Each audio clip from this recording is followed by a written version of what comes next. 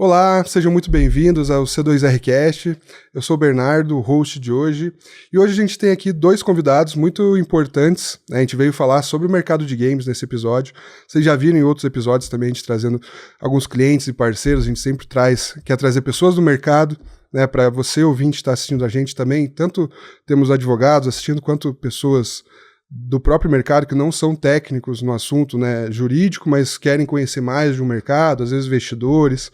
Então hoje a gente está abordando mais o mercado de games e temos duas pessoas muito importantes aqui com a gente, que é o Moisés, da Mainleaf, CEO, e o Matheus, CEO da Hermit Crab também. Sejam muito bem-vindos, pessoal. Agradeço imensamente vocês estarem presentes aqui no nosso podcast.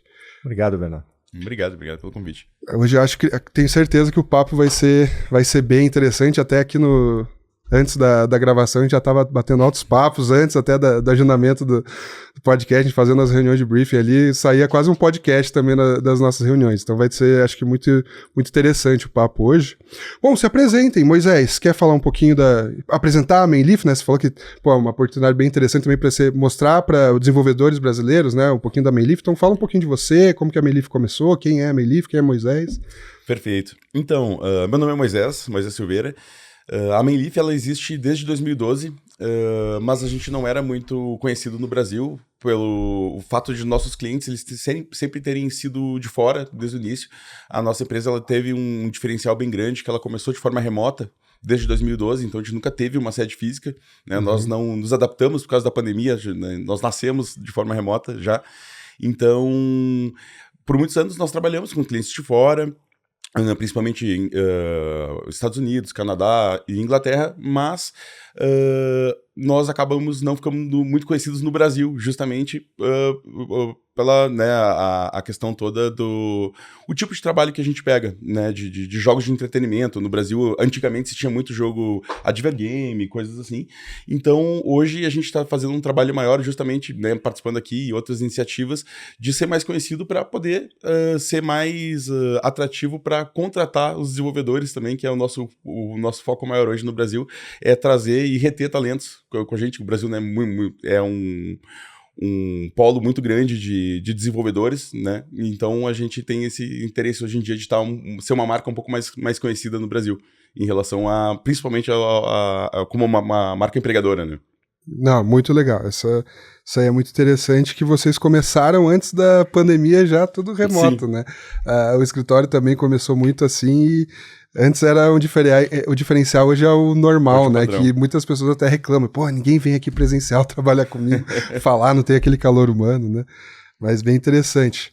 E Matheus, Hermit Crab, né? Conta um pouquinho, você já falou que, pô, o cara é jogador de futebol, pessoal, né? Foi jogador de futebol profissional por muitos anos, e até uma coisa engraçada, né? Porque eu gosto de futebol, mas assim, eu trabalho com as desenvolvedoras de jogos e, cara, acho que 99% não gostam de futebol, mas é um cara que veio do futebol e gostava de games. Acho que é mais fácil fazer esse caminho do que o caminho inverso, né? Obrigadão aí, Bernardo, valeu. Prazerzão estar aí trocando uma ideia, né, e podendo também compartilhar um pouco aí acho que da experiência aí que a gente vem tendo numa indústria que é relativamente nova ainda no Brasil, né.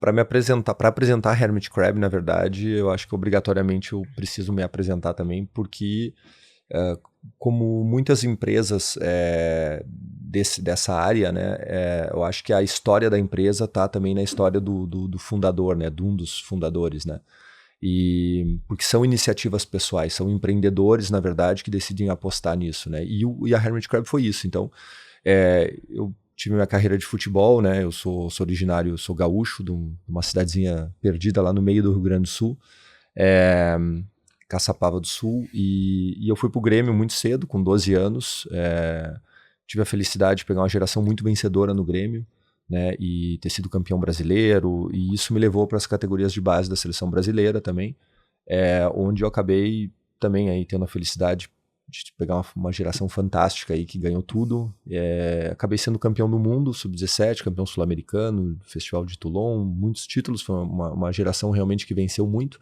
E isso chamou a atenção dos clubes europeus e eu fui transferido muito cedo, com 19 anos eu já fui transferido para o Eintracht Frankfurt da Alemanha. Fui depois, fiz toda a minha carreira na Europa, tive no Las Palmas da Espanha, fui para a França, joguei em 5 clubes diferentes, campeão da Copa da França.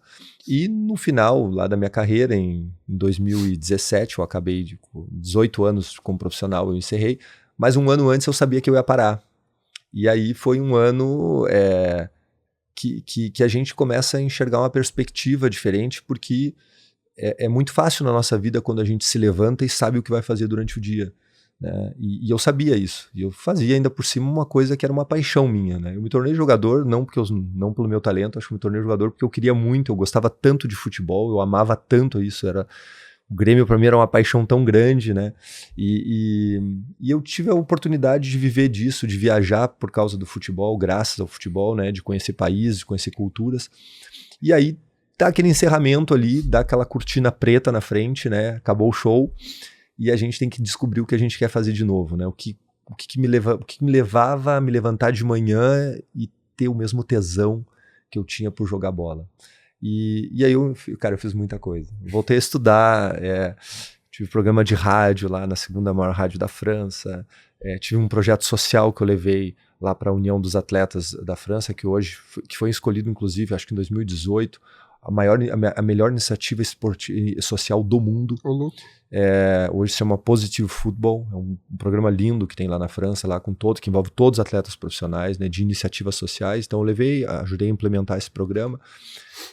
Fiz a minha formação no Centro de Direito e Economia do Esporte da França lá, para me tornar CEO, digamos, de clube, né? Me especializei em novos modelos de monetização do esporte, dava consultoria para os clubes, né? E então eu tive muitas iniciativas porque eu queria me testar, e uma delas, talvez a que eu menos apostasse, foi criar uma empresa de games.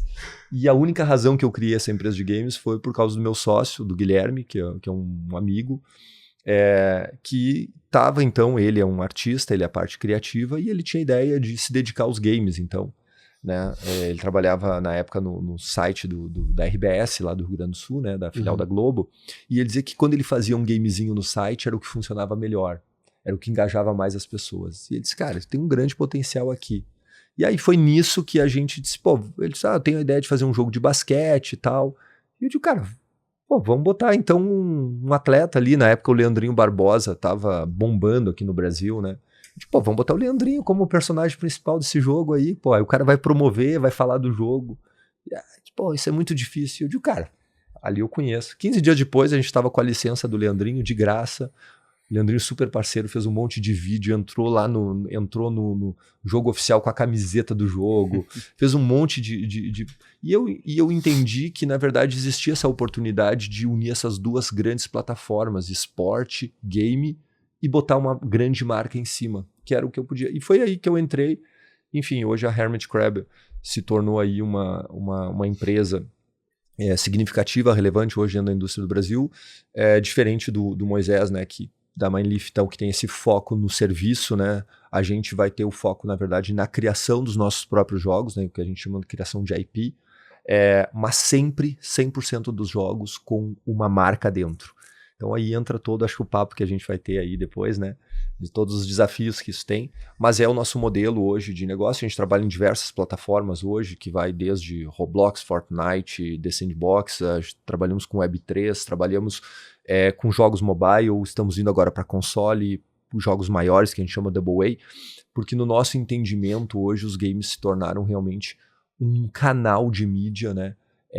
E a gente, por que privar as marcas de estarem em todos esses canais, de comunicarem com toda essa audiência, né? É quase como dizer por que uma marca está no TikTok e não está no Instagram, né? E o nosso entendimento do game é isso. A nossa missão hoje, quando a gente tem uma marca parceira, né, uma marca ali, uma grande marca que eu digo, um clube, um atleta, é fazer com como que essa marca entra no universo dos games realmente de uma forma relevante e adaptada para cada plataforma.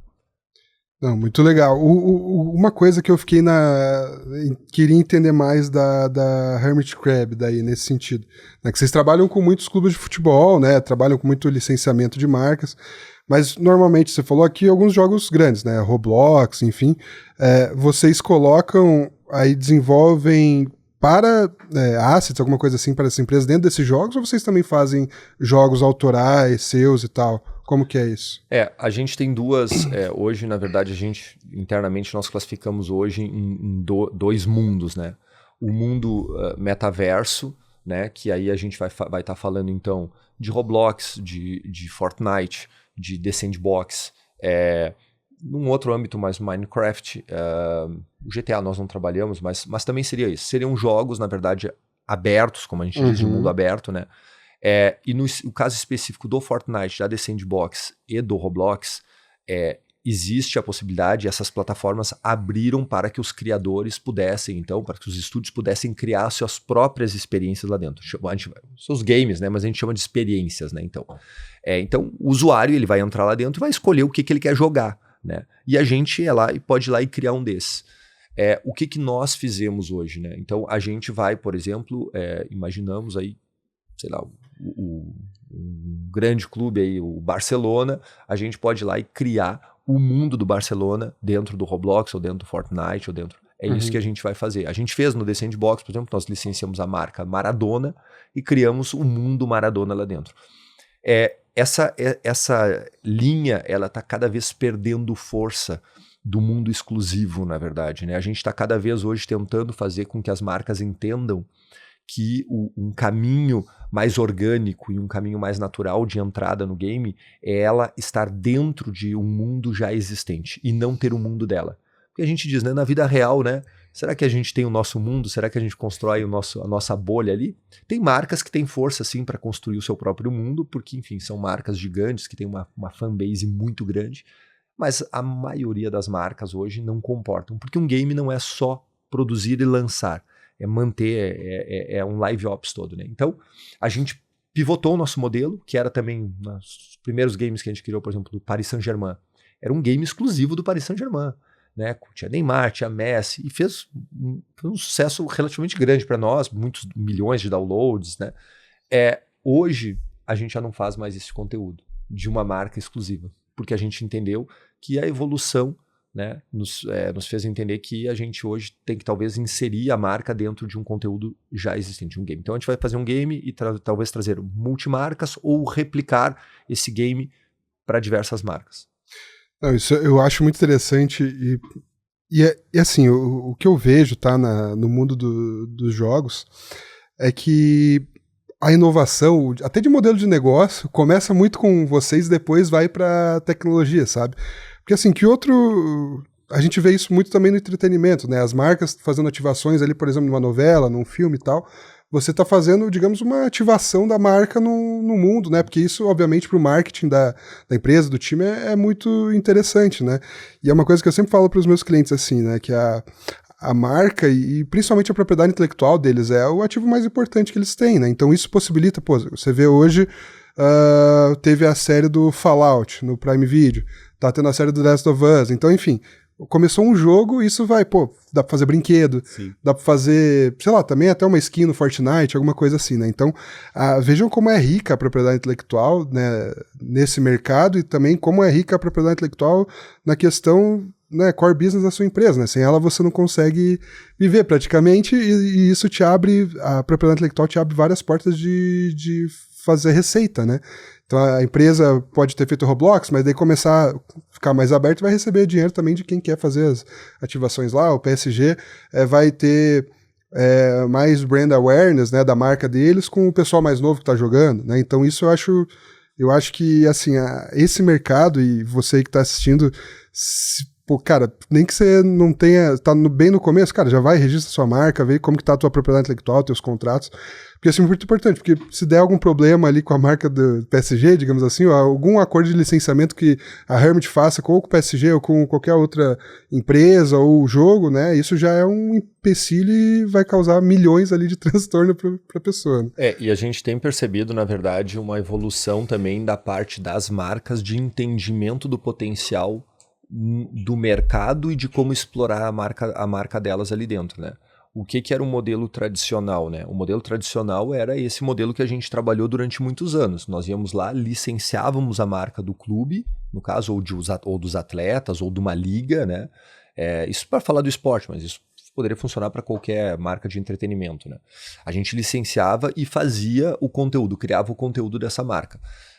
Hoje a gente já percebe que as marcas já começaram a entender que o grande potencial delas está, na verdade, em ser proprietárias desse conteúdo, né? E não simplesmente delegar isso. Porque a hora que elas estão licenciando, elas estão delegando, né? Então, a gente percebe, por exemplo, o Roblox, o Fortnite, né? Essas plataformas. É muito legal estar ali, porque tem muita gente, todo mundo quer estar ali hoje. Mas a audiência não pertence à marca. Isso tem que estar bem claro. A audiência pertence à Epic e ao Roblox.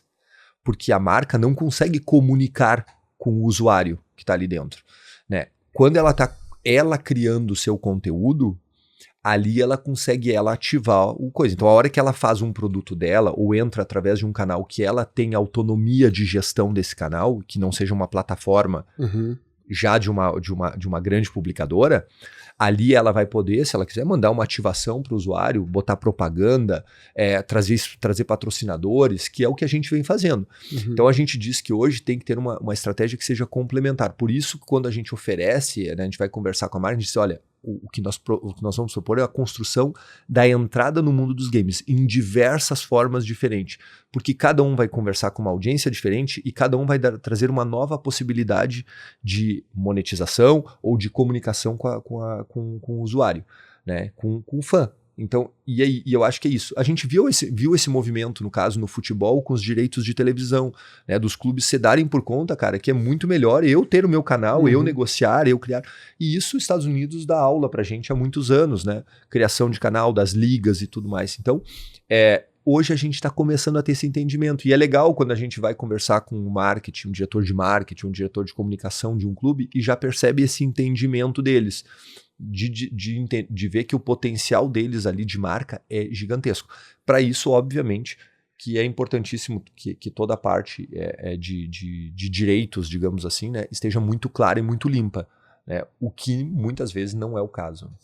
E aí, aproveitando o gancho, eu queria saber de você, Moisés, né? Você que trabalha com muitas empresas, assim como esses clubes grandes que o Matheus citou também, obviamente são de fora, mas explica um pouquinho pra gente como que é a Mainleaf hoje nesse cenário do tratamento com as empresas de fora, né? Principalmente o teu cuidado com a propriedade intelectual. Você já teve algum BO, alguma coisa, algum problema com essas... Porque a gente sabe que Estados Unidos também cada estado é um caso à parte, né? Não, perfeito. Do nosso lado, assim, felizmente, né, a gente tá fazendo 12 anos agora e nunca teve nenhum tipo de BO nesse aspecto, até porque o nosso trabalho, geralmente, ele se limita mais à criação e execução do trabalho. Então, por exemplo, eu posso falar, por exemplo, de uma empresa até nacional, que a gente trabalha, nacional/internacional, a Taps Games, que, né, ela é uma empresa que também tem sede em Portugal e aqui em São Paulo também. E, por exemplo, nós trabalhamos com eles, desenvolvemos os jogos para eles, né? A gente desenvolveu um jogo chamado Pet Shop Fever, que tá no Google Play e no iOS agora. E eles criaram, por exemplo, a marca do Pet Shop Fever, né? Basicamente um jogo simulador de cuidar de um pet shop, basicamente. Toda a questão ali de marca que a gente desenvolveu, logo, personagens, tudo é cedido o direito de uso para eles, porque foi uma prestação de serviço, né? E nos contratos que a gente trabalha com os clientes de fora também, geralmente o que acontece é que essa parte legal já é cuidada pelo próprio cliente, porque justamente, como tu comentou, lá fora eles são muito, dependendo ainda mais do estado, eles são muito cuidadosos com a questão das IPs e, né, de como você pode explorar aquilo ou não. Então, acaba que geralmente tem uns contratos bem robustos, digamos assim, já cuidando de tudo isso. Então, é até aquela parte complicada de trabalhar com uma empresa de serviço, é que geralmente tem muita coisa legal que você fez que você não pode mostrar. Né, o famoso NDA, né? o contrato de confidencialidade. Então, mas realmente essa é uma parte da prestação de serviço que é um pouco complicada, diferente de trabalhar com um produto próprio, que você consegue montar um portfólio, montar uma coisa muito mais interessante, né? Mas esse é o lado complicado do serviço, né? Isso normalmente quando chega pra gente, porque a gente também tem clientes que fazem o outsourcing, seja de arte, seja de desenvolvimento, cara, chega qualquer contrato ali, a gente já fala, cara, independente se a propriedade intelectual que vocês estão fazendo será cedida? Porque, obviamente, pela lei de propriedade intelectual, principalmente na lei de software, né, e direitos autorais, porque o software no Brasil é um direito autoral, né, eles falam que, cara, se não tiver nenhuma previsão no contrato, presume-se que você está cedendo, né, ao contratante ali, quem está contratando tua prestação de serviços, né, a propriedade intelectual sobre o software, sobre o direito autoral. Mas, independente se a empresa for de fora ou daqui, o cliente já chega no escritório, a gente vê o contrato e já fala, cara, pelo menos vamos colocar ali uma possibilidade de você usar como portfólio essa tua atuação, porque isso a gente sabe que é muito importante, né, o cara, ele vai ver o teu portfólio ali de serviço, ele vai ver, pô, a Hermit trabalhou com o PSG, com Arsenal, fez coisa no Roblox, né, a Mainleaf também, com várias empresas ali, o Pet Shop Fever, né, coisa. Então isso viabiliza até novos negócios para vocês, né, e assim, mesmo que seja só usar a logo, né, falar, ó, fizemos isso daqui nesse jogo.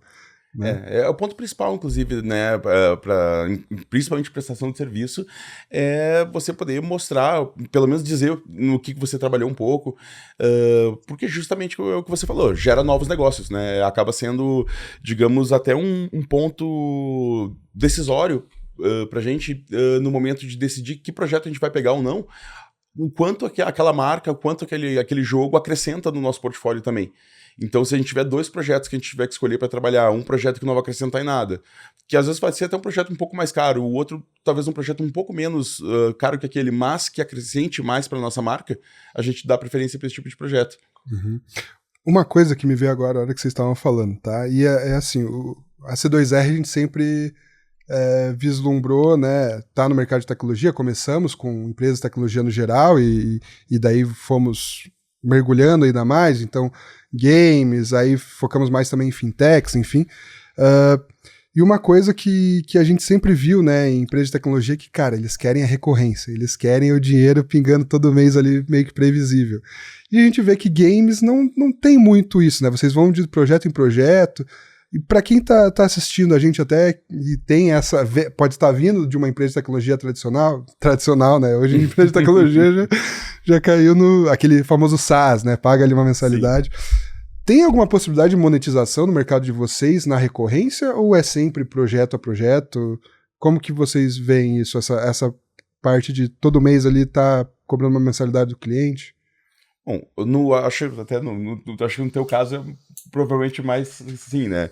No caso de prestação de serviço, principalmente realmente é projeto a projeto. É um jogo que nós sempre tentamos, na verdade, na Mainleaf, pegar projetos de longa duração, né? Porque da mesma forma que para um cliente, uma empresa, é difícil encontrar um bom prestador de serviço que é confiável, que eles sabem que vai entregar no prazo, orçamento, qualidade. Para a gente também conseguir bons clientes também tem um custo, né? Não é... Então, quando a gente encontra por exemplo, a própria TEPS, que eu comentei, nós trabalhamos com eles praticamente por 3 anos. Para nós, isso é uma coisa que não tem preço. Um cliente que é quase uma recorrência, né? Fica 3 anos trabalhando com o mesmo cliente, e daí, por exemplo, a gente fechou um outro projeto agora, que vai ter uns 5 anos de duração. Ao mesmo tempo, às vezes a gente fecha um projeto que vai ter 3, 4 meses. Então, esse tipo de projeto a gente pega também, porque pode ser interessante naquele momento, mas ter um projeto mais longo é quase a recorrência, porque a gente consegue manter um time, desenvolver mais aquela equipe específica para trabalhar mais tempo, né? Mas no modelo de prestação de serviço é basicamente projeto a projeto, e a gente, quando consegue, dá preferência para projetos de longa duração, né? Seria o mais próximo de uma recorrência que a gente teria, né? No nosso caso ali, que trabalhamos com produtos próprios, né, é montanha-russa, né? Aí tem que ser forte ali, tem que ter cabeça boa e estômago bem forte para poder passar aí viver desse modelo de negócio, né? Tanto que no Brasil hoje a gente praticamente não encontra empresas que vivam do resultado dos seus produtos, né? Temos a Wildlife, enfim, que foi um exemplo aí extraordinário e acho que é a locomotiva do game Brasil, que hoje já podemos dizer quase que nem mais é Brasil já, né? Tivemos um caso bem sucedido também ali da Aquiles, mas que mesclou um pouco um modelo de parceria, né, com investimento então de outras externos, mas a gente praticamente não vê empresas hoje que vivem do resultado dos seus jogos, né? Tem dados assim de alguns nichos assim que a gente, o último dado que eu tive acesso é que 82% da receita dos estúdios era de trabalho, de serviço, né? Então a gente percebe o quanto desafiador é esse modelo. Por que isso, né? Porque a gente pode ter, sim, criar uma recorrência com um produto, né, mensal, porque, enfim, as stores, a gente publica um jogo, né, e aquela receita vai entrando mensalmente, que seja da venda dos pequenos assets ali dentro do jogo, né, ou da propaganda que é exibida no jogo, que hoje é um modelo tradicional do jogo free-to-play. Ou quem vende jogo premium, né, tá na Steam ou num console, vai vendendo e vai entrando mensalmente. O que é o grande desafio disso, né? É a gestão do ciclo de vida do produto, que ele é muito rápido e está cada vez mais rápido e menor esse ciclo de vida, né? Então, a gente pode ter um bom faturamento durante 2, 3 meses e repentinamente ter uma grande queda de faturamento, para não dizer, às vezes, até zerar o faturamento. Então essa imprevisibilidade, ela é com certeza um desafio. Ou desenvolver um produto durante 1 ano até 2 anos e lançar e simplesmente o jogo não dá nada, né? Então um investimento alto que foi feito e o jogo que não dá esse retorno, né? Aí entra várias coisas que é o desafio, né? Saber matar os projetos na hora certa, saber abandonar projeto e saber também reinvestir em projetos também, porque hoje um jogo se tornou realmente um produto vivo ali, né? A gente tem que estar constantemente mexendo para manter esse ciclo de vida, prolongar ele. E é o caminho hoje de praticamente todos os games hoje, né? Muito mais do que investir em novos produtos, a tendência é que exista uma manutenção e um investimento em produtos já consolidados no mercado. Então, eu acho, para o nosso diretor financeiro, o mundo ideal dele seria o serviço, porque isso traz uma segurança, né? Vou trabalhar recebendo um pagamento, mas a gente optou por outro modelo de negócio. Então, é realmente um desafio, especialmente para a gente aqui no Brasil ainda, né? No nosso caso, a gente trabalhou sempre com investimento próprio, né? Então, tem que fazer o dinheiro, tem que ter ciclos muito curtos para já dar um resultado, para poder bancar o próximo e a gente seguir reinvestindo na empresa. Até para complementar isso que o Matheus falou, eu acho que isso fala até bastante o porquê que a Mainleaf se tornou e se direcionou tanto para fora do Brasil, muito por causa disso, como, né, tu mesmo disse, e a gente estava comentando um pouquinho antes, né, no Brasil é muito difícil ter jogos que o fim é o próprio jogo, né? Um jogo de entretenimento. É um investimento de alto risco, né? Os orçamentos do Brasil para projetos geralmente são menores que os orçamentos de fora, né? Hoje a gente fala, por exemplo, tem R$1 milhão para fazer um jogo. Parece que é muito dinheiro, assim. Para qualquer pessoa física é muito dinheiro. Mas, às vezes, para te desenvolver um jogo é pouco. Enquanto isso, se tu pega, por exemplo, $200 mil para fora, para fazer um jogo, não é muito dinheiro, né? Para nós, praticamente é a mesma coisa. 200 mil, 1 milhão é a mesma coisa. Né, por exemplo, hoje eu tenho clientes, pessoa física, um americano médio ele juntou lá uma grana ao longo da vida, tem $200 mil para investir na ideia de um jogo. E o cara assim, eu quero fazer meu jogo e tem esse dinheiro. Existe, né, o padrão, né, americano é muito diferente do nosso, né? Não é estranho uma pessoa ter 100 mil, $200 mil de savings, assim, que ele salvou ali, quer fazer o joguinho dele porque o sonho da vida dele era fazer aquilo. Então, muito do fato da Mainleaf ter ido pra fora desde o início foi por isso, porque a gente queria trabalhar em jogos de entretenimento. Uma coisa que tinha muito no Brasil, acho que continua tendo muito, o que eu vejo funciona é o Advergame, o jogo para promover alguma coisa. Não o jogo pelo jogo com o intuito de gerar dinheiro com o próprio jogo, mas promover algum serviço, uma marca, né, ou alguma outra iniciativa. E isso a gente vê muito. Legal. Essa questão também do próprio cara colocar $200 mil, eu nunca tinha escutado. A pessoa física. $200 mil, melhor ainda. Né? Mas é interessante. O cara provavelmente queria ser brasileiro, né? Pra ter ali, enquadrar na Rouanet, Aldir Blanc, pra ter um abatimento depois de imposto. Gosto de jogo, vou investir, ainda tem um dinheirinho recuperado ali, né? Que é pagar de imposto. Sim. Então, quem não sabe, né?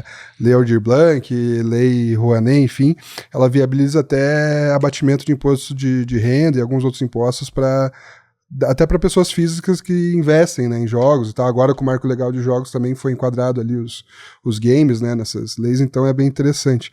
Indo nessa toada ali que o Matheus falou, né, de os estúdios brasileiros ainda têm dificuldade de tá rodando com o próprio dinheiro que eles ganham com os jogos, enfim, é uma coisa que eu tenho visto bastante, tá? E mesmo que esse mercado se desenvolva e as empresas consigam fazer isso, eu acho que, ainda assim, pelas próprias plataformas estarem fora do Brasil, né? Agora a gente vê a Epic Games aqui no Brasil, né? Mas eu não sei até que ponto ela faz ali se é um braço da Epic aqui, enfim, mas ainda muita coisa na Steam, né? E a gente tem chegado bastante pessoa também querendo contratar o escritório pra gente fazer essas adequações, e justamente a questão tributária, né? Porque você é tributado lá na Steam, né? E às vezes 30%, e ainda traz o dinheiro pro Brasil e ainda é tributado. Então o que as empresas fazem? Elas abrem uma empresa lá fora, aí vai adequando, às vezes faz uma hold aqui, alguma coisa para ter uma tributação menor, né, para trazer o dinheiro para cá. Lá nos Estados Unidos faz uma recuperaçãozinha tributária, consegue recuperar desses 30% que foi pago para Steam, sei lá, às vezes 13% até 50%, né, desse imposto que foi pago eles conseguem recuperar, e a empresa fica rodando lá, porque também, né, o investidor prefere, ou a publisher, enfim. Como que vocês veem não sei se vocês já tiveram contato, se vocês têm empresa lá fora, a Wildlife que você falou, né, por exemplo, amanhã vai estar o Luiz Piscine aqui da Wildlife também, e a gente comentando e falou, cara, a Wildlife tem vários estúdios também fora do Brasil, porque o foco é lá fora. Sim. Como que vocês veem essa questão? O que a gente tem, na verdade, um advogado tributarista também, né, além do nosso jurídico padrão, digamos assim, a gente também entrou... porque eu acho que isso faz parte de um planejamento da empresa, né? Exatamente. A primeira coisa, né? Então, nós desde o início, na Hermit, lá, quando a gente criou a empresa, e nós éramos só 3 no início, nós já saímos fazendo contrato, acordo de sócios, beleza, como é que começa, como é que termina, e a gente foi entendendo, né, que a empresa ela é a base sólida, né? É que a empresa, a parte realmente societária, né? A razão social ali, ela é o alicerce de tudo que vai ser feito em cima. Se isso não for sólido, dificilmente isso vai ter perenidade, né? Então, eu acho que essas decisões tributárias, elas têm que estar alinhadas com um planejamento de expansão e de desenvolvimento da empresa. Eu não estou seguro, né? A gente, por exemplo, fez conta offshore, a gente fez processos aí, nós fomos abrir uma conta na Suíça, levamos 18 meses para fazer esse processo, mas sem abrir uma conta, uma empresa lá. A gente fez. Por quê? Porque eu não estou seguro, na verdade, que isso seja uma solução hoje, fazer esse tipo de movimento. Talvez para a nossa realidade hoje não é. Existe, às vezes, a curto prazo, uma pequena economia de imposto. Mas a gente tem que lembrar, por exemplo, que no Brasil, acho que é o Brasil e mais um país no mundo só, que os dividendos não são taxados quando passado para a pessoa física. Então, se a gente quer fazer uma empresa lucrativa, talvez o Brasil seja uma boa opção, né? E aí, é isso que eu estou dizendo, depende do objetivo. Mas se eu só quero criar números, criar KPIs, né, como a gente diz aí, para vender a minha empresa, talvez os dividendos não me importam, né? Então, eu acho que depende muito de uma estratégia, de um planejamento, e aí, em função disso, eu acho que a parte jurídica, a parte tributária, ela vem responder essa estratégia, ela vem dar suporte, ela vem dar base. O que eu recomendo, sim, para qualquer estúdio, por menor que seja, é de estar assessorado com relação a isso, né, e de fazer as coisas certas. A economia de hoje custa muito caro amanhã, né? A gente teve casos, por exemplo, agora, recentemente, acho que foi ano passado, nós faturamos um valor relativamente alto em cripto. E fomos declarar isso. E não tinha nem caso, nós não sabíamos, a Receita não sabia como a gente tinha que declarar isso. Eu digo, não importa, mas nós vamos declarar. É mais fácil puxar para a conta direta, dá para puxar para a conta direta, porque não tem, e talvez provavelmente não acontecesse nada porque não existia ainda esse case ainda no Brasil, né? Não existe jurisprudência para isso. Vamos começar a coisa do jeito certo, porque isso também demonstra a viabilidade da empresa. Se fazendo do jeito certo a empresa é viável, quer dizer que a empresa tem potencial para crescer. Se a empresa precisa fazer jeitinho, gambiarra, como a gente diz, em tudo, será que a empresa realmente tem viabilidade a médio prazo, né? E isso também eu acho que são questões que é interessante sempre os sócios levantarem, e um apoio para isso externo é sempre bem-vindo. Com certeza. Uma coisa que eu queria comentar, agora que tu comentou da Steam, abrir, né, empresas fora e tal, eu fundei, na verdade, um outro estúdio indie com um sócio meu da Mainleaf, chamado Advance Guard, a gente abriu ele oficialmente há uns 2 anos atrás, porque o que aconteceu, nós éramos sócios já praticamente 5 anos, eu já tava na Mainleaf há 8 anos, e um dia conversando, a gente chegou assim, pô, cara, a gente tá, né, anos aqui fazendo jogos pros outros, e a gente nunca lançou um jogo nosso, né, eu acho que muita gente que entra na área de jogos entra por causa da paixão, né, tipo assim, pô, queria fazer um jogo. A gente até brinca, na verdade, quando o pessoal da empresas de serviço começaram a fazer jogos autorais, eu digo, pô, agora tá querendo gastar o teu lucro, é isso? Né? Foi exatamente isso. Foi exatamente isso. A Mainleaf, ela prosperou bastante em 2021, né, nós fomos de 30 pessoas para 120 pessoas em um ano. Porque a época do cripto ali, início da pandemia, foi todo mundo precisava fazer jogo, porque todo mundo precisava ficar em casa, foi uma loucura, assim. E realmente a gente teve um faturamento muito, muito significativo. A questão dos dividendos também realmente ajuda muito, né, na hora de né, transferir dinheiro. E eu realmente daí reinvesti o meu lucro no sonho. E, né, lancei um jogo junto com o meu sócio, chama Rogue Masters, tá na Steam. E essa questão que tu comentou de abrir empresa fora para tentar reaver um pouco dos impostos e tal, a gente não fez isso, a gente fez tudo pelo Brasil. Consequentemente, de todo o revenue ali, a gente ficou com 25% líquido do que foi vendido. Então, realmente, se perde muito dinheiro se não fizer a coisa certa, né? Abrir empresa fora, né? A gente fez do jeito que a gente sabia, sem buscar uma ajuda ali, né, especializada. E realmente, fazer um jogo, ver lá os números na Steam, daí tira 30% da Steam, tira mais não sei quanto do imposto de renda americano, mais não sei quanto do brasileiro, ficar com 25% é triste mesmo. E isso comunica muito com o que o Matheus falou, que também não existe receita de bolo, né? Não precisa necessariamente abrir uma empresa fora do Brasil para você reduzir. E assim, exatamente o que o Matheus falou, você pode ter uma economia agora, mas lá no futuro, dependendo da tua estratégia, pode ser que não seja a economia certa que você está querendo fazer, ou enfim, né? Porque hoje a gente chega com muitos clientes no escritório querendo reaver esses tributos da Steam, e eles acabam também não sabendo realmente como fazer, né? Então, e a gente fala, cara, não tem receita de bolo. O que você quer? A gente monta uma estratégia junto com você, tá aqui os custos, a gente pode juntar a gente tem uma contabilidade parceira que tem contabilidade lá nos Estados Unidos, então a gente consegue reaver até 50%, né, como eu falei disso daí, e vai muito da estratégia da pessoa. Quer abrir lá fora? Quer fazer por isso, reaver o tributo com a contabilidade lá fora e trazer tranquilo? Quer ser por cripto? Muita gente acha que cripto, beleza, vou receber por cripto, vou trazer, não vou declarar nada. E aí, como que você vai nacionalizar esse dinheiro? Depois a Receita Federal pode bater na tua porta. E aí, amigão? E esse dinheiro, de onde que tá vindo? Né? Então isso pode ser um prejuízo, tanto para você, pessoa física, quanto para a empresa, e principalmente para a empresa, porque poxa, pensa numa publisher, né? Num comprador, num investidor, ele vai querer saber se está tudo certinho ali, né?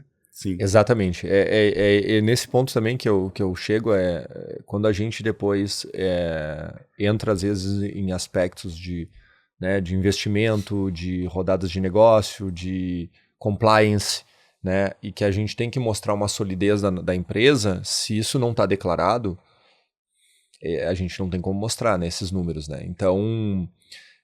Mas mais uma vez, depende. Hoje, boa parte dos estúdios brasileiros eles são criados como para serem a atividade das pessoas que estão dentro, dos sócios, né? Então eles criam, obviamente que eles têm a ambição de crescer, mas antes de tudo o que eles querem ali é ter o salário, ter uma receita mensal, né? E viverem, né, do que é um sonho ainda assim, né? É um sonho, né, para muitos fazerem parte do desenvolvimento de games. E nesse caso, tá tudo bem, a gambiarra funciona bem, né? Em outros casos, quando a gente entra em processos, né, de crescimento, de desenvolvimento, e eu nem estou só falando de investimentos, né? Eu estou falando, por exemplo, a gente licenciou aí Paris Saint-Germain, Arsenal, Manchester City, Barcelona, né? Essas marcas, elas querem ver algo mais por trás, né? Elas não licenciam, o processo ali de compliance é bastante longo. A gente recentemente se tornou o que o Comitê Olímpico Brasileiro chama de agência oficial e exclusiva de gaming do Comitê Olímpico Brasileiro. O processo de análise do Comitê Olímpico Brasileiro é bastante longo e eles vão averiguar, inclusive, a pessoa física dos sócios e tudo mais, né? Porque são entidades que não podem se linkar com empresas ou com pessoas que têm aí o rabo preso, né? E eles querem solidez também, eles querem ver números positivos, né? A partir do momento que a gente mostra que a gente sabe fazer dinheiro nesta indústria, isso traz uma confiança para essas grandes marcas, né? E aí elas têm, acho que com certeza, mais tranquilidade aí para se tornarem parceiras. Uma coisa que eu vejo bastante é justamente nessa perspectiva que as pessoas têm da empresa deles, a velocidade que eles querem crescer. Aí, dependendo da velocidade que eles querem crescer, eles vão fazer essas gambiarras ou não, vão fazer Porque, querendo ou não, né, você estruturar um compliance, você vê, demora tempo para você fechar um contrato. Né? E para você estruturar uma cultura de compliance na tua empresa, estruturar o próprio compliance, demora um tempo. Né? Mas claro que depois, a gente fala aqui no escritório que também, depois que você tá com isso estruturadinho, pô, isso meio que vira a cultura da empresa, né? Você já sabe que, se eu for assinar esse contrato, eu vou ter que tomar esses cuidados aqui, mas só aqui, ó, já tenho uma coisa bem básica, uma política de privacidade aqui da LGPD, né? Então, já que tá aqui, já sei como que faz o tratamento de dados, vai uma coisa mais complexa. Então, por exemplo, uma fintech já sabe o regulatório dela, que ela pode ou não pode fazer ali junto ao Banco Central. Beleza. Né? Então, depende muito de como a velocidade que a pessoa quer crescer, depende muito também, vai dar consequências para como que essa empresa vai ser no futuro, né? Do tratamento, enfim. Uma coisa é certa, né? O tempo, o timing do comercial, do business, nunca é o mesmo timing do jurídico, que nunca é o mesmo timing do desenvolvedor, né? E isso é uma regra, e eu acho que toda indústria criativa passa por isso, né? Mas o fato justamente de ter essa base consolidada, né? Isso que a gente falou ali, da empresa consolidada com todos esses elementos, isso dá agilidade, com certeza. O fato de já ter NDAs, padrão, já ter modelos de contrato, de utilizar o aprendizado anterior de outros contratos para servir para o próximo contrato, né? Criar processos. Isso com certeza gera agilidade e faz com que o comercial esteja um pouquinho mais próximo da vida ali do jurídico, né? As políticas também, né? São muito importantes também. Verdade. O que normalmente a gente faz no escritório quando entra um cliente que vai ser esse de um projeto grande ou de um recorrente, a gente senta com ele, faz um onboard ali, apresenta o escritório. Obviamente ele já conheceu por conta de uma reunião comercial antes para fechar. Mas a gente fala, cara, qual que é a tua perspectiva no curto prazo, no médio e longo prazo?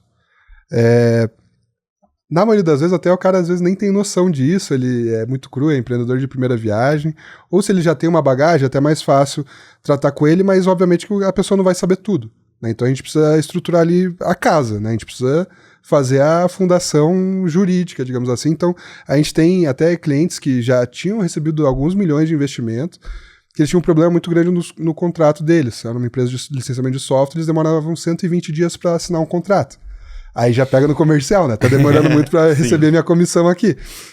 E ele botava a culpa no jurídico. O que a gente fez? A gente estruturou o contrato com alguns anexos, algumas coisas ali que a gente conseguiria padronizar para ser a mesma para todas as assinaturas. Faz uma folha ali, enfim. A gente ajustou de uma forma que eles precisassem mexer menos no contrato e tiramos aquelas coisas que eram muito debatíveis, né? Ia para um jurídico do cliente, voltava para eles. A gente reduziu esse de 120 dias para 20 dias.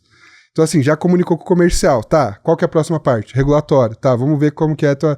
Então, é um trabalho também, o jurídico, o empreendedor, a pessoa que tá, desde que tá começando, tá principalmente escalando o negócio, que eu vejo que é muito a dificuldade dos empreendedores nessa parte de escalabilidade do negócio, é estruturar conforme a estratégia que ele quer. E isso ele tem que comunicar muito com o jurídico, né? Então, entender ali...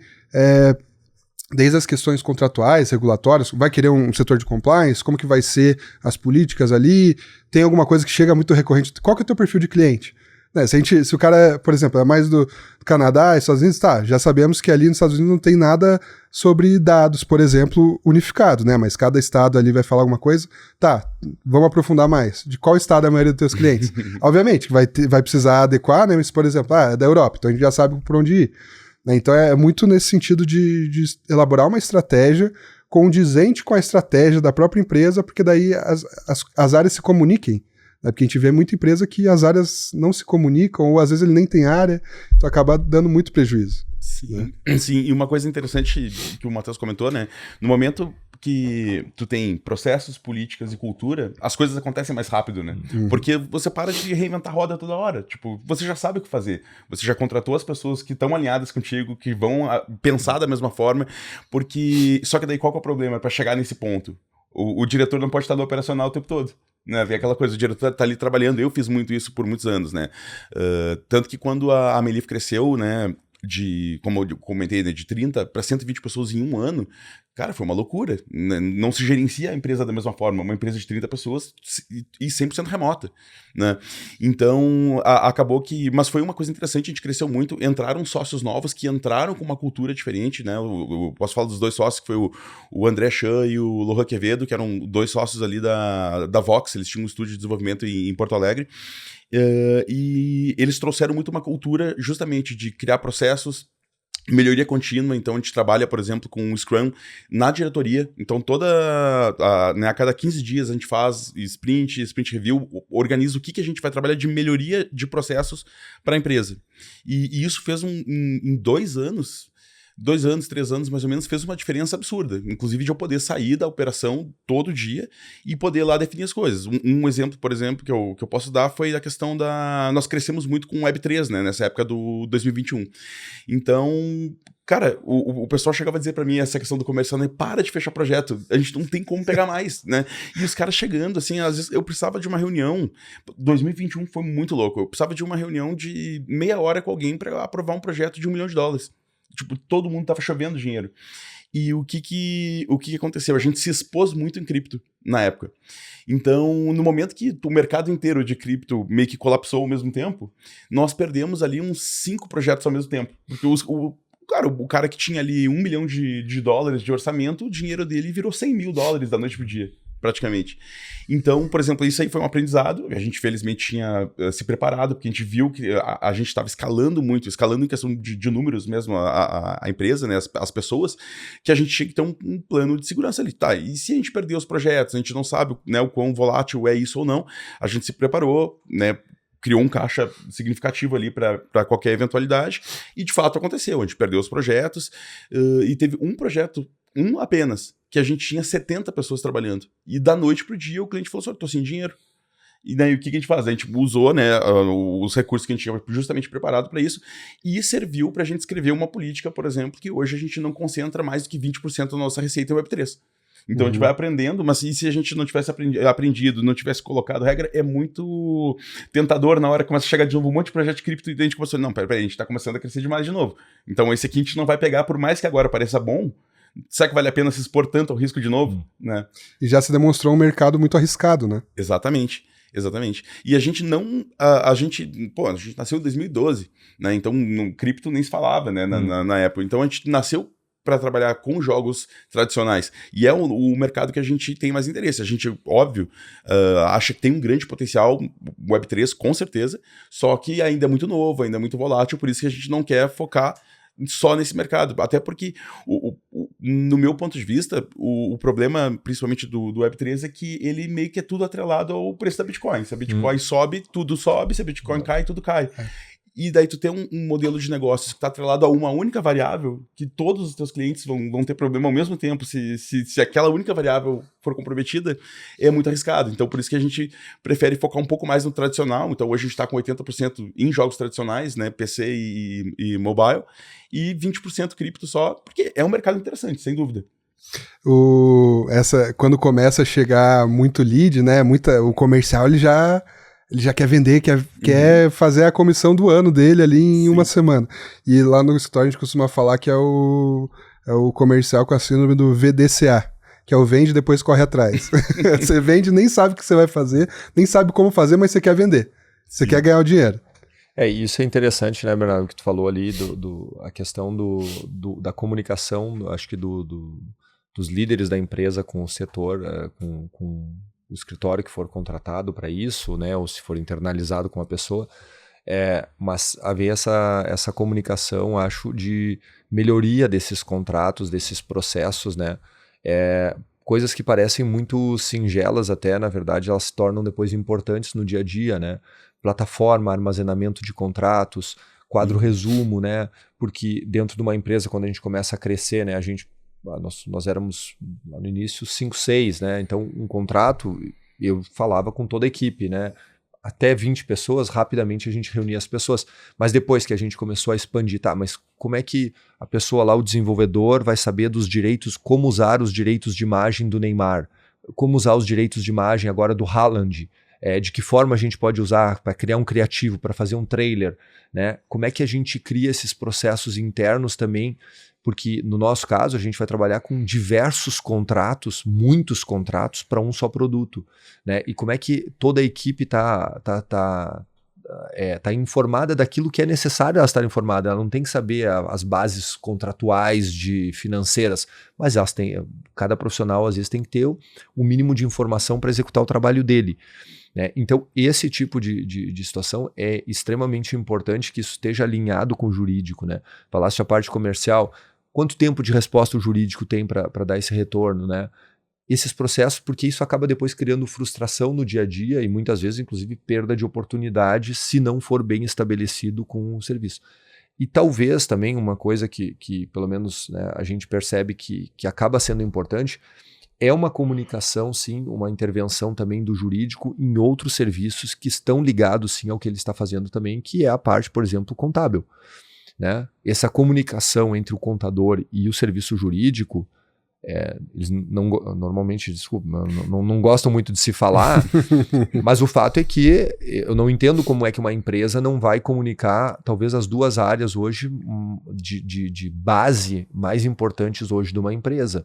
Né? Então, e isso para quem está entrando, para quem está consolidando a sua empresa, é com certeza algo a ser determinado desde o início. Acho que isso tem que ser conversado, tem que ser dito, né, para criar esses processos e para estar muito claro até que ponto há uma intervenção do escritório ali, né, ou do parceiro dentro de cada área. Né? O que eu normalmente falo para o pessoal que tá buscando escritório de advocacia ali ou contabilidade também, para ter uma recorrência, ser o assessor jurídico deles, cara, contrate um escritório de advocacia que tenha uma contabilidade parceira, daí você vira cliente deles, ou link a tua contabilidade que você já contratou com o teu escritório, porque são duas áreas que eles têm que se comunicar muito bem, né? Então, desde ajustar o KNAI ali da tua empresa, questões tributárias, como que está sendo a emissão de nota fiscal, até um possível M&A, né? Porque tem muita questão de, ter que emitir o DRE, a parte societária do escritório tem que saber esses DREs, enfim, tem que andar junto. Né? E uma outra, até uma dica aqui para quem tá nos assistindo e quer empreender, independente da área que seja, né? Eu li um livro muito interessante, foi legal que você trouxe isso, Matheus, da empresa estar crescendo e a comunicação tem que ainda ser forte, né? Então vai diluindo essa comunicação a partir do momento que vão crescendo mais empresas. Tem um livro que se chama O Poder dos Times AAA, né? Para quem tá no mundo dos games é fácil, né? O Poder dos Times AAA, né? Que basicamente é uma autora brasileira junto com, acho que ele é americano, o outro autor, mas eles vão usando vários estudos e conversas com CEOs, diretores de grandes empresas, e eles chegaram à conclusão que o número máximo de pessoas para você ter numa diretoria, num conselho de administração, é 7. Porque a partir de 7 é o número máximo que você consegue não ter ruídos na comunicação ou ter ruídos mínimos. Né? Porque, por exemplo, digamos que aqui nós somos 3. Então é fácil, né? Eu falo com o Moisés fala com o Matheus fala comigo, eu falo com o Matheus fala com o Moisés. Né? Então aqui e eles vão apresentando como se fosse uma mandala. Então a partir do momento que a gente vai agregando pessoas nessa diretoria, a mandala vai ficando maior. Então os pontos de contato de comunicação vão ficando maiores, são mais pessoas que têm que se conversar entre si, e aí isso entra muito na cultura da empresa, né? Tem que ter uma cultura ágil também, tem que ter uma cultura da pessoa estar sabendo exatamente as políticas da empresa, o que tem que se fazer ou não, que querendo ou não a diretoria vai sendo o modelo para as outras áreas e é um efeito cascata, né? Mas a gente tem aí também uma intervenção importante da parte jurídica também, né? A gente, por exemplo, fez planos de stock options dentro da empresa, né? Então nós tivemos a entrada que nem o Moisés teve ali, de forma diferente, mas tivemos a entrada de novos sócios ali, né? isso tem que estar claro, as regras do jogo têm que estar claras, e não só de boca, elas têm que estar formalizadas, essas regras, né? E a partir do momento que as regras estão claras, que um novo membro entra na equipe e sabe qual é o papel dele ali dentro, a frustração, há um alinhamento de expectativa, e a potencial frustração, ela diminui muito, né? Então, e eu acho que isso, mais uma vez, entra numa formalização, sim. Porque é que nem namoro, no início tudo tá bonito, tudo tá bem, o problema é na hora do divórcio, né? Ou na hora da crise, porque vamos ter, né? É um trabalho recorrente, é um cotidiano, e isso a gente entra, assim, numa repetição ali de ações, às vezes, que são cansativas, né? Como a vida de qualquer profissional. E aí, para aqueles momentos ali, eu acho que a pessoa ter claro o que era esperado dela e o que ela podia esperar, né? E qual é o papel ali dentro e até onde ela pode ir, eu entendo que já é um meio caminho para que isso não chegue num divórcio ali. Sim, com certeza. E sócios desalinhados, assim, eu acho uma das piores coisas que a empresa pode ter, né? A grande vantagem, o ponto de formalizar essas coisas é que às vezes tem coisas que a gente nem pensa em conversar, né? Quando tá no informal, assim, os acordos que vão ser feitos, como que as coisas vão acontecer. Então, se conversa desde o início, até se pensa bem, até pra ver se faz sentido, se vale a pena. Porque às vezes a pessoa pode chegar ao ponto de ver assim, pô, não, mas dessa forma eu não quero, a gente tem que ajustar. O problema é que quando cada um entra na relação, digamos que é um casamento, né? Os teus sócios ali. O problema tá quando as coisas ficam o dito pelo não dito. Quando um achou que as coisas seriam de uma forma, mas ninguém nunca conversou, né? Então isso é bem importante mesmo, formalizar. Isso que eu sempre falo para os meus clientes, tá? Você tem que colocar as regras do jogo ali na mesa, né? Ainda mais, né, mais conveniente que regras do jogo para um podcast de games não existe, né? Então você começa um jogo ali, você faz um tutorial, né? Você tem o teu treinamento ali, você já sabe mais ou menos como que vai ser o jogo, porque você está acostumado com aquele estilo de jogo, por exemplo. E aí, quando dá um bug... Ou é um bug bom, que daí você consegue ver outras coisas que não estavam, mas o bug normalmente é ruim, né? Você não gosta de ter um bug, de ter uma falha, de travar o jogo. Então, né, essa analogia se encaixa muito bem, que as regras do jogo, tanto para o sócio quanto para o colaborador, você tem que colocar ali na mesa. Você vai oferecer um stock option, tá? Quais serão os gatilhos para a pessoa converter essas opções em ações? Ela tem que atingir alguma meta? Vai ser um vesting, então vai ser só o tempo, ela vai vestindo essa participação ao longo do tempo, como que vai ser? Então sempre coloquem isso daí, e era uma questão justamente que eu ia questionar aqui para vocês falaram de sócios, eu queria ver, hoje quantos sócios vocês têm nas empresas de vocês? Nós temos, eu e o Guilherme, né, que somos fundadores. Os sócios fundadores e majoritários, nós temos hoje mais 3 sócios que entraram no formato de stock options. Ah, legal, e você, Moisés? Nós somos 4 no total, que eu sou e não sou fundador, digamos assim, porque eu entrei, na verdade, trabalhando para o Roberto Chan, que é o meu sócio inicial, mas depois a gente já montou a Mainleaf como Mainleaf juntos, né? E depois, alguns anos depois, entraram mais 2 sócios, 3 anos atrás, na verdade, que é o André Chan, que é o irmão gêmeo do Roberto, que já tinham trabalhado juntos, mas não tinha dado muito certo na época, e daí agora eles voltaram a trabalhar juntos.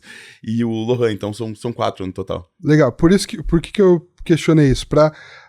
Eu queria saber de vocês a importância dos sócios para vocês, né? Porque, justamente, as regras do jogo, elas valem para todo mundo, e vejam, a gente busca sócios, normalmente são pessoas diferentes que a gente, né? Então, o Matheus estava vindo do futebol e tinha uma formação também mais de negócios, mas falou que já o sócio dele, também que era fundador, era mais artístico. Então, às vezes as ideologias ou como as pessoas encaram a empresa, né? Como encaram o negócio, enfim, são diferentes. Então, qual que foi a importância dos sócios de vocês para a constituição das empresas e até hoje? Eu acho que a gente pode divergir em visões e alguns pontos, assim, e opiniões, mas jamais em valores. Verdade. Então, eu acho que o ponto principal dos sócios é compartilhar valores. Se não houver esse compartilhar, parece isso uma frase clichê e tudo mais, mas no dia a dia é o que funciona. Né?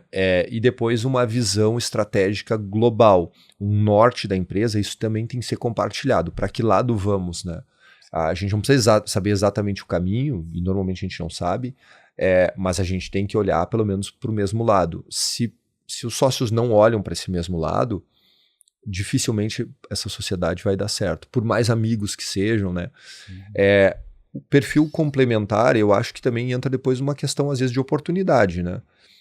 Não entendo, não acho necessariamente que a empresa precisa ter todos os perfis ali dentro, funções diferentes. Não vejo essa... Agora, o estado anímico dos sócios, de serem locomotiva dentro de um processo, o engajamento deles com a cultura da empresa, com as entregas do que está sendo feito, com o valor que a empresa quer agregar no mercado, isso tem que ser alinhado. Isso, se não tiver sincronizado, para mim, o fato de ter o sócio que seja técnico, ou que seja... É bom ter sócios complementares, né, abranger mais áreas, mas não enxergo que a empresa vai funcionar por causa disso ou não. Agora, sócios engajados, que tem aquilo que se entregam realmente para a empresa, para as pessoas que estão ali para construir algo juntos, isso sim, para mim, determina sucesso. Né? Então, a gente tem, de todos os outros sócios que nós temos o nosso diretor técnico, o nosso CTO, que vem ele sim da indústria de games, um monstro aí com mais de 100 publicações em todas as plataformas, e ao mesmo tempo temos a nossa diretora administrativa, uma advogada de 20 anos, que fechou o escritório dela e veio hoje coordenar toda a nossa parte aí de pessoas, de gestão de pessoas, administrativo, e hoje o nosso diretor financeiro, um auditor, que veio então para coordenar também pessoas que caíram, que nem eu, de paraquedas no mundo dos games, e trazem sim um outro olhar também. Isso, obviamente, que eu acho que agrega bastante para a cultura da empresa. Perfeito, e eu acho assim que o que tu falou de parecer uma frase clichê, né, da questão dos valores, acho que, cara, não poderia ser mais importante, assim, realmente, a questão, Matheus disse tudo, questão de valores, porque, assim, a Mayleaf, eu comecei, eu acho que eu tinha uns 23, 24 anos, e um moleque com um computador quebrado, com a tela solta no notebook, assim, escorado na parede, né, começando trabalhando... part-time, depois do meu emprego CLT, trabalhando em casa, virando noite, então foi uma coisa assim muito, tô trabalhando com jogos, né, e tal, então, cara, eu tive que aprender muita coisa, a minha formação é ciência da computação, então muitas coisas de empreendedorismo, de negócio, eu não sabia e tive que correr atrás, tive que estudar, então, por exemplo, agora eu tô fazendo um MBA em marketing, porque eu quero aprender mais para melhorar a empresa, a gente trouxe também muitos consultores externos para trazer coisas que a gente não sabia como fazer, então, por exemplo, essa questão de missão, visão e valores, tipo, parece, para quem não estudou isso, parece que às vezes que é uma besteira, que é um papinho, mas não podia ser mais importante, a questão dos valores, o que é importante, por que é tão importante? Significa que porque sem tu ter isso alinhado, os valores e a cultura na empresa como um todo, não só dos sócios, tu não consegue escalar. Porque a questão dos valores se tu contrata pessoas que pensam, que têm valores alinhados, têm um pensamento similar ao teu, não que necessariamente pense igual a você, mas que consiga que, se chegar no momento que tiver que tomar uma decisão, ela vai tomar uma decisão parecida com a tua, tu não precisa estar ali microgerenciando todo mundo. Tu já sabe que ninguém vai tipo assim, teve um problema, ninguém vai lá, por exemplo, se um valor que tu tem é que tu vai dar, por exemplo, feedback sempre de uma forma positiva, que tu não vai humilhar ninguém da tua empresa. Respeito, um valor. Se tu contratou pessoas, os teus líderes que compartilham esse valor, você sabe que ninguém vai faltar com respeito com o subordinado dele no momento que tiver uma crise. Isso é muito importante. Se tu não tem esses valores alinhados, tu precisa microgerenciar. Se tu tem que microgerenciar, tu não cresce nunca. Né? Então isso é muito, muito importante. Uma coisa interessante também que tu comentou sobre a questão de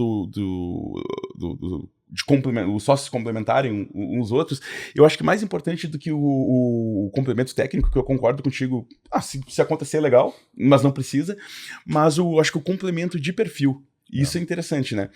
Porque, por exemplo, os nossos sócios, né, eu e os meus 3 sócios, nós temos perfis muito diferentes, mas são muito complementares. Então, por exemplo, o Roberto, meu sócio inicial, ele é um cara muito inovador, muito criativo, ele tá sempre buscando coisas novas e testando, assim, então, mas se deixar, cara, cada mês a empresa tá fazendo uma coisa diferente, se deixar 100% com ele. O irmão gêmeo dele, o André, já é um cara completamente diferente, já é um cara que ele prefere centrar, focar e executar uma coisa bem feita e criar estrutura. O Lohan, meu outro sócio, ele quando acontece uma crise, ele tenta entender por que aquilo aconteceu e preparar a empresa para aquilo nunca mais acontecer de novo. O cara é super analítico. Eu já sou o cara que, se acontecer o problema ali, eu resolvo. Só que eu não era bom em criar estrutura para não acontecer mais. Então, só que ao mesmo tempo, então você vê como é muito complementar. Ao mesmo tempo, se você para analisar e não resolve na hora, dá problema. Então precisa ter um pouco de tudo, né? E vai muito além do perfil técnico. O técnico se aprende, o técnico se ensina, mas o perfil, a forma de pensar é uma coisa que é bem mais difícil, né? Tu mudar, né, numa pessoa. Isso é essencial, né? Vocês terem esses valores também. Complementaridade também não é, como o Matheus falou, também não é tão necessário, mas quando cai, né? Quando cai, porra, é muito conveniente. É a melhor coisa que tem, né, cara? Porque depois, na verdade, eu acho que, como toda empresa, né, tem as pessoas estratégicas ali dentro, Sim. né? E essas pessoas estratégicas, o ideal é que elas estejam engajadas, né, com a empresa, né? Então, se elas são sócias, obviamente que o engajamento delas tende a ser maior. Mas, mais uma vez, isso vai também de perfil, porque às vezes são pessoas que não têm participação de associação, são colaboradores, e eles têm um perfil engajado, são pessoas engajadas por natureza, né? Pessoas positivas, né? Pessoa positiva é uma pessoa positiva na vida dela, cara. Sim. E isso eu vivi muito isso no futebol, sabe? Uma vida de grupo, né? Uma vida de grupo de 35 pessoas, onde só 11 jogam para começar, mas que todos têm que entender que tem a sua participação ali dentro naquela engrenagem, né? E uma pessoa positiva, uma pessoa fala do cara, o cara é vencedor no futebol. O cara que é vencedor, o cara ganha em tudo quanto é lugar, cara. Mesmo quando ele perde, ele ganha. É engraçado. E eu acredito muito nisso também. Perfis de pessoas que são pra frente, são positivas, né? Tem o perfil do francês lá que reclama de tudo, né? E esse perfil aí, o cara pode estar lá no país maravilhoso, tudo bem, ele vai estar constantemente reclamando. Sou francês, então, hoje também, então posso falar isso com... Mas sabe que isso é uma coisa que tu comentou, né, do perfil do colaborador engajado também, né, não somente sócio, óbvio que, né, o sócio ele tem um alinhamento de interesse maior ali, porque, né, se a empresa fatura mais, ele, consequentemente, ele recebe mais, mas tem muitos funcionários, colaboradores, né, eu acho o termo mais correto, que eles estão muito engajados porque... E acho que na nossa indústria, principalmente de jogos, né, o pessoal é muito apaixonado. E foi o meu caso, como eu comentei, eu entrei não era Mainleaf ainda, né, porque era o Roberto Chaimier, né, não era a microempresa com o nome do meu sócio. Na época, eu entrei na empresa como estagiário. Eu comecei a trabalhar, eu tinha um emprego CLT, trabalhava com Java para web, fazendo site, e eu conheci ele por acaso na internet, num fórum lá, e cara, tem trabalho remoto, não sei o que, 2012, trabalhar com jogo, pode trabalhar horário flexível, só maravilha. Comecei a trabalhar 40 horas durante a semana no escritório, 20 à noite em casa, mais 20 no final de semana, fazer 80 horas por semana, pra viver o sonho de fazer jogo, né, cara? E acabou que depois de um tempo eu larguei o emprego CLT e fiquei só não era Mainleaf ainda, né? Fiquei trabalhando ali com o Roberto. Mais ou menos um ano depois, cara, eu tava dando tanto sangue pelo negócio, porque daí eu parei de trabalhar 80 horas. No todo. Eu comecei a trabalhar 80 horas só na Mainleaf daí. Eu tava muito em cima daquilo, eu tava me dedicando muito. Tanto que daí o Roberto, ele falou assim, cara, eu prefiro que tu não saia da empresa, eu não quero te perder. E ele me chamou pra ser sócio por isso. Porque ele falou assim, eu prefiro te dar uma parte da empresa e garantir que tu vai ficar aqui comigo e a gente vai fazer isso crescer junto, do que arriscar daqui a pouco tu vai embora. Né? Porque ele já tinha acostumado a ter alguém ali, engajado, 80 horas por semana, né? Não, perfeito, pessoal. É o skin in the game também, né? Demonstrou isso pro cara. Chegando aqui na reta final do nosso podcast, já queria agradecer de antemão a presença de vocês. Dava pra ficar conversando aqui mais 3 horas. Com certeza. Mas por último, assim, eu queria que vocês trouxessem um pouquinho o que vocês veem do mercado de jogos pro Brasil, né, atualmente, no curto prazo, e até se vocês tiverem alguma dica para dar para os empreendedores, desenvolvedores que estão assistindo a gente, que ou querem entrar, ou estão desiludidos, ou estão começando e querem uma motivação a mais. O que vocês veem do mercado que vocês podem dar de dica pro pessoal? Eu acho que pro empreendedor, assim, a minha dica parece óbvia, mas uma empresa não morre por um produto ruim, uma empresa morre por falta de dinheiro. Então, óbvio que um produto bom tende a dar mais dinheiro. Mas o que eu quero dizer com isso, na verdade, é que o cuidado de uma empresa, a constituição de uma empresa, ela está sobretudo na perenidade dessa empresa e na viabilidade dessa empresa, né? E o produto, né? O game é um produto dessa empresa, ele é um momento da empresa, ele é passageiro, né? Então a gente obviamente bota toda a energia nisso, porque normalmente a empresa se constrói na volta de um produto, né? Mas ele tem que ser uma etapa da empresa, né? Se a gente quer perdurar nesse universo, né? Então, focar justamente nesse alicerce, né? Focar nisso porque isso é o que vai dar base para crescimento, né? E mesmo para o sucesso de um único produto também com uma base sólida. E aí vai passar por tudo isso que a gente falou aí, né? De que seja de assessorias, de um bom acompanhamento, com certeza, de troca de experiência no mercado. Acho que o mercado de game ainda é um mercado que oferece a possibilidade de ter troca, as pessoas são abertas, são dispostas a conversar, a compartilhar a experiência. Então, acho que é sempre válido a gente escutar, né, perguntar, não ofende ninguém.